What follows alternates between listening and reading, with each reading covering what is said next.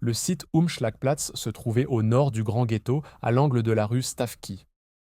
À l'origine, c'était une gare de marchandises, construite à la fin du XIXe siècle et reliée à la ligne ferroviaire menant à Białystok, puis vers la Russie. Pendant la Seconde Guerre mondiale, ce lieu devint tristement célèbre. Plus de 300 000 Juifs de Varsovie et de ses environs y furent rassemblés avant d'être déportés. Pourtant, seule une petite partie de cette gare fut utilisée à cette fin.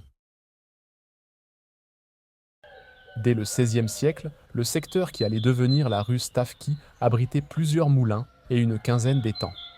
C'est à la fin du XVIIIe siècle que la rue reçut officiellement son nom Stavki, qui signifie les étangs en polonais. À partir de 1834, sous domination russe, il était désormais possible de relier la rue Okopowa à l'ouest à la citadelle de Varsovie à l'est, en passant par la rue Stavky. L'endroit qui deviendrait plus tard Umschlagplatz était alors un vaste terrain clôturé, appelé la place d'Armes. Ce terrain servit pendant plus d'un demi-siècle de champ d'exercice militaire, d'abord pour l'armée polonaise, puis pour l'armée russe, après l'échec de l'insurrection de novembre 1830. Au fil du XIXe siècle, le site se transforma progressivement en zone de stockage et de transport. C'était aussi le théâtre de fréquentes bagarres entre jeunes garçons juifs des Heder du quartier et des jeunes goïs se lançant des pierres sur cette vaste esplanade. Lorsque les affrontements dégénéraient, des cosaques à cheval intervenaient pour disperser les groupes. Dès les années 1860, on édifia des immeubles dans la rue Stavky et les rues voisines. Avec la construction de la gare de la Vistule à proximité, également appelée gare Kowalski, la place d'Armes se dota de voies ferrées, de quais de chargement et d'entrepôts. La gare de la Vistule fut détruite lors du départ des Russes en 1915. Elle fut par la suite reconstruite et prit le nom de gare de Danzig. La nouvelle gare de marchandises conserva le nom de place d'Armes, tout comme le grand terrain à l'est, utilisé par les militaires. Vers la fin du XIXe siècle, le marché qui se trouvait dans la rue Wawowa fut déplacé vers la place d'Armes sur un terrain qui était inoccupé, situé à proximité des voies ferrées et des entrepôts, le long de la rue Stavky. Vers 1900, une halle marchande fut construite, puis 2 bâtiments furent érigés. Le marché était essentiellement animé et fréquenté par les Juifs du quartier de Muranouf. Entre les années 1920 et 1935, la municipalité modernisa la gare de fret. Elle comprenait alors 5 entrepôts, alignés sur des voies ferrées désignées comme le centre municipal d'approvisionnement de Varsovie.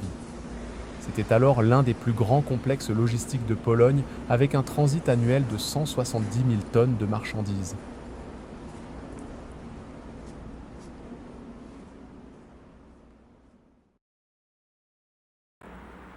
Présentée comme un simple transfert de population vers l'Est, la première déportation de masse débuta le 22 juillet 1942.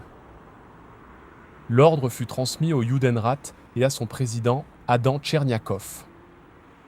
Chaque jour, 6000 personnes devaient être arrêtées par la police du ghetto, puis conduites au point de rassemblement de la rue Stavki. Il était précisé que Tout juif qui quittera le ghetto durant l'opération de déplacement sera abattu. Tout juif qui agira contre l'opération de déplacement sera abattu.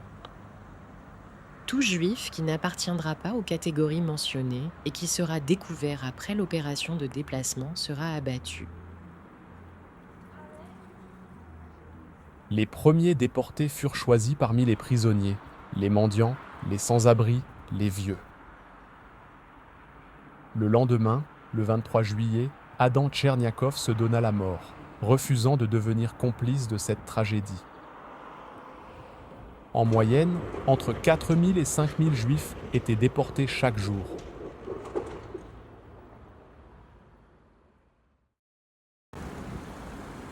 Rue Stavki, ancienne zone de confinement de jour où les juifs étaient rassemblés dans l'attente de leur déportation.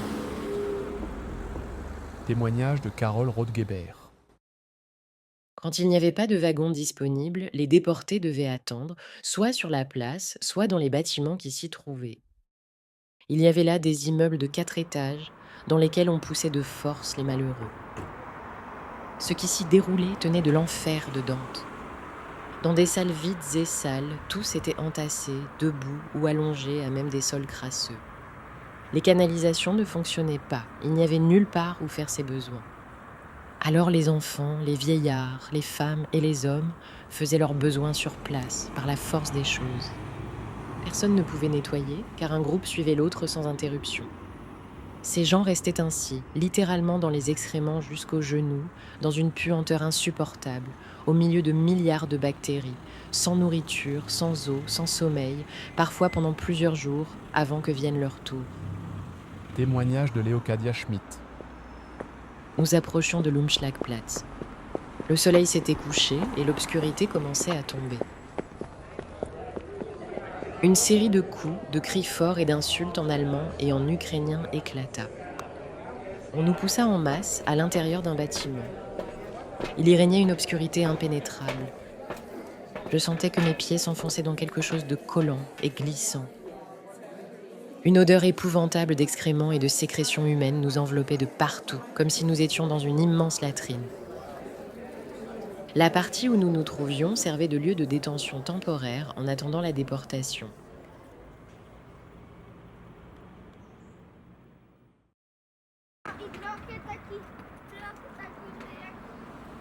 Le 29 juillet 1942, les Allemands affichèrent des avis dans le ghetto. Ceux qui se présenteraient volontairement à l'Umschlagplatz recevraient 3 kilos de pain et 1 kilo de confiture. De nombreux juifs affamés s'y rendirent et y reçurent effectivement du pain. Ils furent ensuite déportés vers Treblinka. Témoignage d'Abraham Levin. Lola Kapelouche, épouse d'un avocat de Lodz, s'est rendue volontairement 2 fois avec sa petite fille à l'Umschlagplatz. La faim les y a poussées, elles n'avaient rien mangé depuis 2 jours. Elles n'ont pas été acceptées car le nombre de volontaires était déjà très élevé. Un groupe de femmes, encadrées par des policiers du ghetto, reçoit une ration de pain.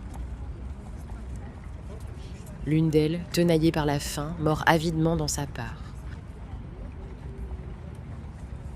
Une autre serre sa miche contre elle, comme un trésor. Certaines sourient, échangent quelques mots avec un policier. Sur leur visage, on croit lire un mince espoir.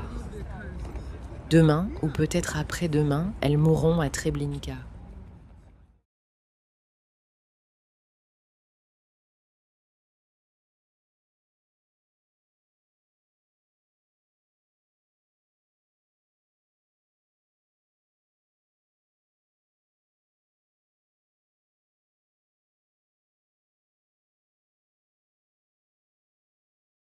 Le refuge des sans-abri de la rue Djika, qui fut détruit par un incendie en 1939.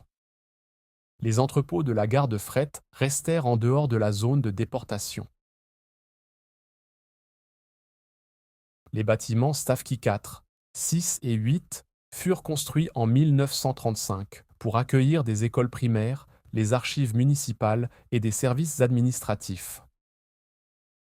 Le bâtiment Stavky 21 fut édifié en 1939. Il devait accueillir une école. Le mur initial de la zone de fret. Limite du Grand Ghetto en février 1942.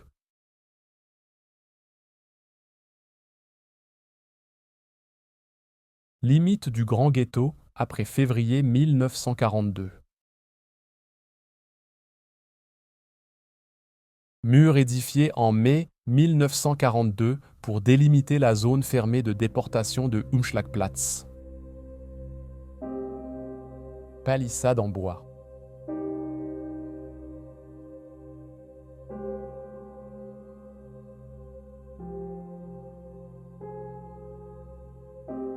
Zone de déportation. Voie ferrée de la zone de déportation.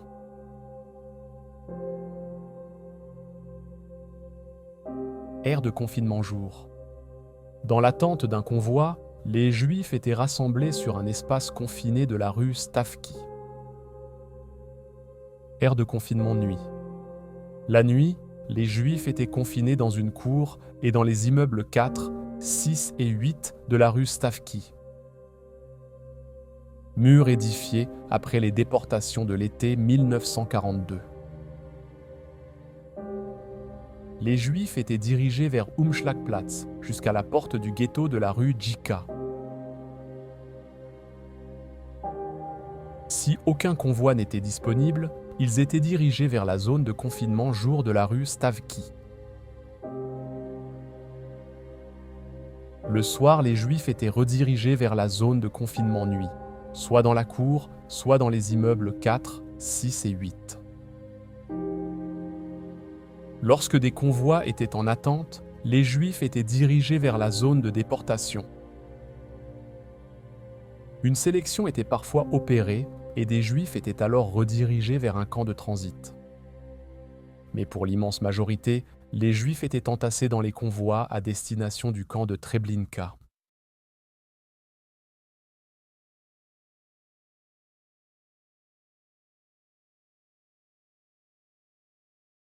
La zone de déportation était située sur un terrain mitoyen qui longeait la zone de fret.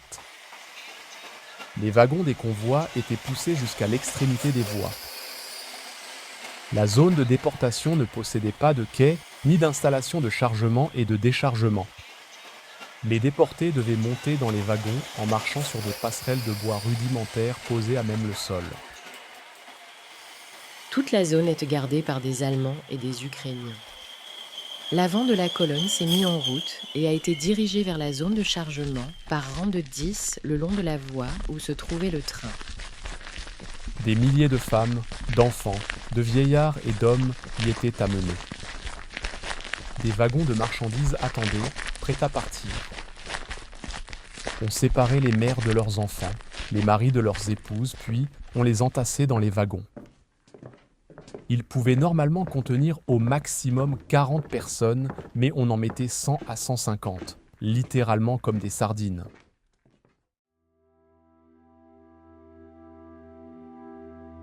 Marysia Eisenstadt avait 20 ans, on l'a surnommée le rossignol du ghetto.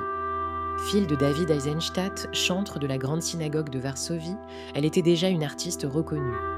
Elle interprétait les œuvres de grands poètes juifs et polonais. Pendant la période du ghetto, elle chantait au café Cztuka. C'était un lieu où se produisaient aussi de grandes figures comme Diana Blumenfeld, Viera Grand ou le pianiste Władysław Szpilman. Raflée et amenée avec sa famille à l'Umschlagplatz, elle fut un moment extraite du wagon qui devait l'emmener vers la mort. Un SS, ayant remarqué la scène, lui ordonna de remonter. Alors qu'elle résistait, il l'abattit sur place.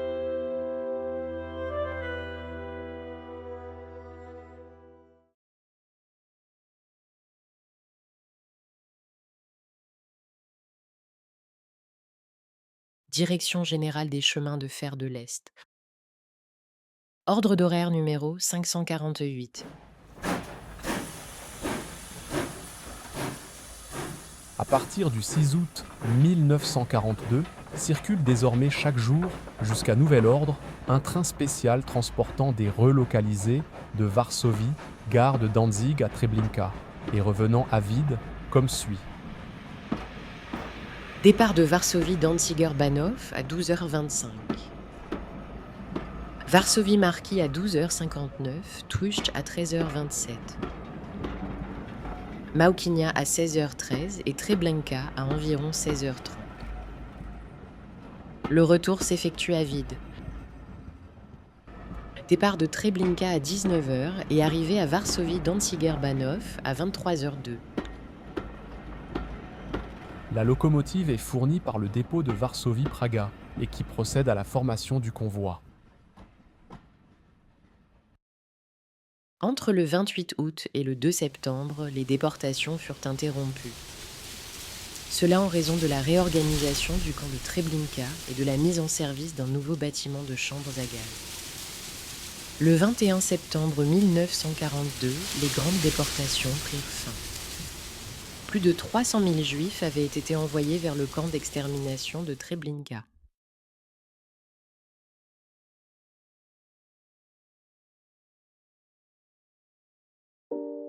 La gare de marchandises poursuivit son activité pendant la guerre, assurant l'approvisionnement de la capitale et de l'occupant. Les marchandises produites dans les ateliers du ghetto, notamment des uniformes et des équipements destinés à l'armée allemande, étaient expédiées depuis l'Umschlagplatz. Jusqu'à l'insurrection de 1944, les installations de la gare de fret continuèrent d'être utilisées.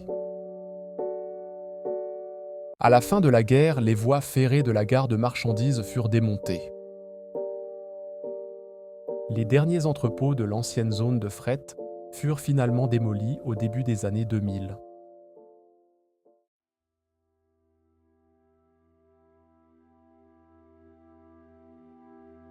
Un premier mémorial fut érigé et dévoilé en 1948 sur un mur longeant la rue Stawki. Une inscription y figurait en polonais, en hébreu et en yiddish. Le mémorial actuel a été inauguré en 1988. Il a été conçu par Hanna Schmallenberg et Władysław Klamierus. Il représente un wagon ouvert.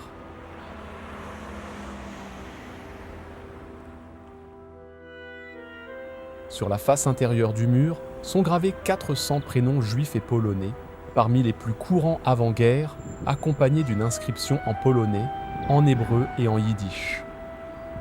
Entre 1942 et 1943, plus de 300 000 Juifs ont suivi ce chemin de souffrance et de mort, déportés depuis le ghetto de Varsovie vers les camps de concentration nazis. Sur le mur de l'actuel numéro 10 de la rue Stawki est gravé un verset du livre de Job. « Terre, ne couvre pas mon sang et que mon cri jamais ne s'éteigne. » L'entrée du mémorial est surmontée d'une stèle noire inspirée de la forme des pierres tombales juives. Elle évoque une forêt abattue, la destruction du peuple juif.